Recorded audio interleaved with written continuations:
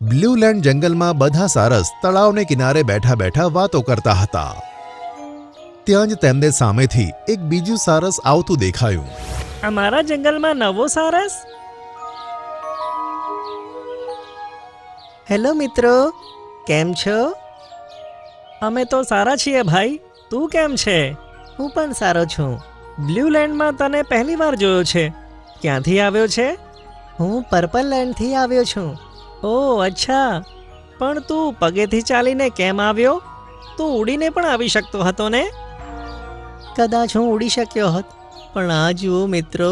આમ કહીને તેણે પોતાની એક પાંખ તરફ ઈશારો કર્યો જે તૂટેલી હતી. અરે યાર, તું તો એક પાંખથી અપંગ છે. હા, આ જ કારણ હતું કે મારા જંગલમાં કોઈ મારી સાથે વાત નહોતું કરતું, તેથી જ હું અહીંયા આવ્યો છું. ઓહ એમ છે, પણ આ જંગલમાં એવું કશું નથી. અમે કોઈની સાથે ભેદભાવ નથી કરતા. આજથી અમે બધા તારા મિત્રો. તમારા બધાનો ખૂબ ખૂબ આભાર. તે દિવસથી તે ત્યાં રહેવા લાગ્યું અને બધા તેની સાથે સરસ વાતો કરતા હતા. જ્યારે બધા સારસ ફરવા જતા ત્યારે તે વખતે તે સારસ બીજા જાનવરો સાથે પોતાનો સમય પસાર કરતું. એક દિવસ હવામાન બદલાયું અને વરસાદ આવ્યો. મુશળધાર વરસાદમાં બધા જાનવરોએ જેમ તેમ કરીને પોતાનો જીવ બચાવ્યો. જ્યારે વરસાદ રોકાયો અને બધું શાંત થઈ ગયું ત્યારે જંગલમાં ઘણું બધું પાણી ભેગું થઈ ગયું હતું.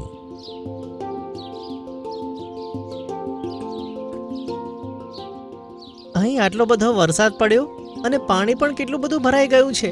તમને લોકોને શું ચિંતા નથી? વરસાદથી પાણી ભરાઈ ગયું છે તો અમે શું કરીએ?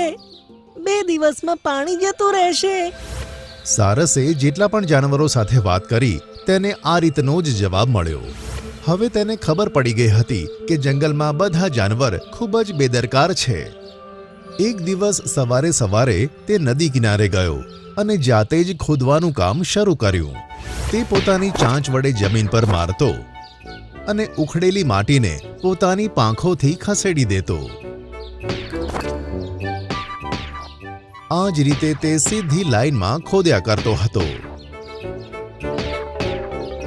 આમ તેણે ઘણા કલાકો મહેનત કરી અને એક લાંબી નીક તૈયાર કરી નાખી. આટલા કલાકો કામ કર્યા પછી માત્ર 4 ફૂટ લાંબી નીક જ બનાવી છે. કદાચ કોઈ મારી મદદ કરી શક્યો હોત તો આ કામ જલ્દી પૂરું થાત. સારું, હવે કાલે જ શરૂઆત કરીશ. ત્યાં જ મોટો ગેંડાની નજર તેના પર પડી. આ તો એક નંબરનો પાગલ છે. હમણાં જ તેની મૂર્ખામી વિશે આખા જંગલને બતાવું છું. આમ કહીને ગેંડો ત્યાંથી જતો રહ્યો અને અપંગ સારસ પાછો તળાવને કિનારે આવી ગયો. અરે સારસ ભાઈ, આખરે તું હતો ક્યાં? રોજ તો તું અમને અહીંયા જ મળે છે. હું નદી કિનારે જઈને નીક બનાવતો હતો. ખોદકામ? પણ તે શાના માટે? આ વખતે વરસાદ ખૂબ જ આવવાનો છે. એટલો બધો કે પૂર પણ આવી શકે છે. મેં તો નીક બનાવવાનું શરૂ કરી દીધું છે અને હું તે નીકને જંગલની વચ્ચોવચ પસાર કરીને નદી સુધી લઈને જ રહીશ. પછી ભલે ગમે તેટલો વરસાદ આવે, વરસાદનું પાણી તે નીકમાં થઈને નદીમાં જતું રહેશે અને આપણું જંગલ પૂરની આફતથી બચી જશે. વહાલા સારસ, તું ખોટું ટેન્શન લઈ રહ્યો છે. કોઈ પૂર નહીં આવે. બીજા દિવસે ફરીથી સારસે પોતાની જાતે નીક બનાવવાનું કામ શરૂ કરી નાખ્યું. આ બાજુ મોટું ગેંડાએ આખા જંગલમાં આ વાત ફેલાવી દીધી કે એક પાગલ સારસ જંગલની વચ્ચોવચથી નદી કિનારા સુધી એક નીક બનાવી રહ્યો છે, કારણ કે તેને લાગે છે કે જંગલમાં પૂર આવવાનું છે. અપંગ સારસ બીજા કોઈની મદદ વગર નીક ખોદતો જ રહ્યો અને 15 દિવસની અંદર જંગલની વચ્ચોવચ ખૂબ જ સરસ નીક તૈયાર કરી. હવે તે તળાવને કિનારે બેઠો ફક્ત આરામ જ કરતો હતો. જંગલના બધા જાનવરો આખો દિવસ તેની મહેનતના વખાણ કરવા અને તેને મળવા માટે આવવા લાગ્યા. આ વાત હવે ગેંડાને ખટકતી હતી. આ તો વગર કારણનો જંગલનો હીરો બની ગયો છે. કંઈક હું એવું કરીશ કે તેની મહેનત એવી ને એવી જ પડી રહેશે. હા, આમ વિચારીને તે ત્યાંથી જતો રહ્યો. બીજા દિવસે વરસાદ શરૂ થઈ ગયો હતો. તેના કારણે બધા સારસ ફરવા પણ નહોતા નીકળ્યા. પણ બધા જાનવરો નિશ્ચિંત હતા કે આ વખતે જંગલમાં પાણી નહીં ભરાય. પણ જ્યારે તેઓએ જોયું કે જંગલમાં પાણી તો ખૂબ જ ઝડપી ગતિએ ભરાઈ રહ્યું છે, ત્યારે બધા ભેગા મળી તે અપંગ સારસની પાસે ગયા. સરસ, તે તો પાણી નીકાળવા માટે નીકનું ખોદકામ કર્યું હતું. એનાથી ઊંધું પાણી ઝડપથી ભેગું થઈ રહ્યું છે. આવું કેવી રીતે થઈ શકે? મેં તો ખૂબ જ સરસ નીક બનાવી હતી. પાણી રોકાવાનો તો સવાલ જ નથી. ત્યાં જ વરસાદ વધુ વરસ્યો અને જંગલમાં પૂર આવવાની શરૂઆત થઈ ગઈ. ગેંડાની ગુફા તો ઊંચાઈ પર હતી, તેમ છતાં પણ તેની ગુફામાં અડધું પાણી ભરાઈ ગયું અને ગુફાનું અડધું મોઢું પાણીમાં ડૂબી ગયું. બધા જાનવર અપંગ સારસની સાથે એક મોટા ટેકરા પર જમા થયા. પાણી ખૂબ જ ઝડપથી વધી રહ્યું હતું. ફક્ત એક હાથી જ હતો કે જેની ગરદન સુધી પાણી આવ્યું હતું અને તે ચાલી શકતો હતો. તેની પાછળ પાછળ મોટું ગેંડો પણ ત્યાં પહોંચ્યો. બધી ભૂલ મારી છે, બધી ભૂલ મારી છે. શું થયું મોટું ગેંડા? આમાં તારી શું ભૂલ છે? સારસના વખાણ થતા તેથી મને ઈર્ષ્યા થતી. તેથી મેં નીકમાંથી વહેતા પાણીની વચ્ચે આડું ઝાડ મૂક્યું.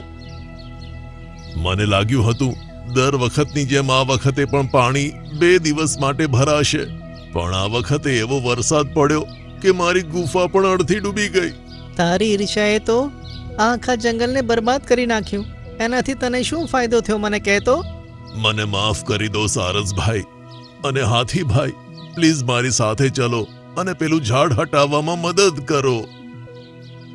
બધા જાનવર તે જ ટેકરા પર ભેગા થયા અને રામુ હાથી સાથે મોટો ગેંડો જતો રહ્યો.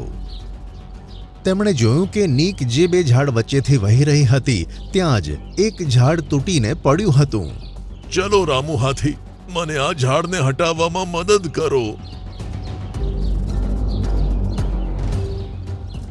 રામુ હાથીએ જેવું તે તૂટેલું ઝાડ હટાવ્યું કે તરત જ બધું પાણી નીકમાંથી પસાર થતું નદીમાં જતું રહ્યું.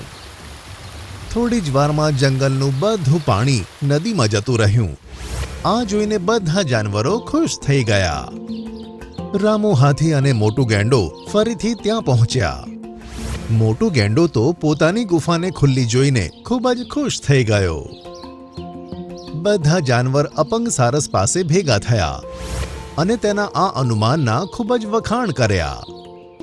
મને માફ કરી દો સારસભાઈ. હવે હું કોઈનાથી ઈર્ષ્યા નહીં કરું. જો તું ના હોત તો આજે આપણું આખું જંગલ ડૂબી જાત. કઈ વાંધો નહીં ગેંડા ભાઈ.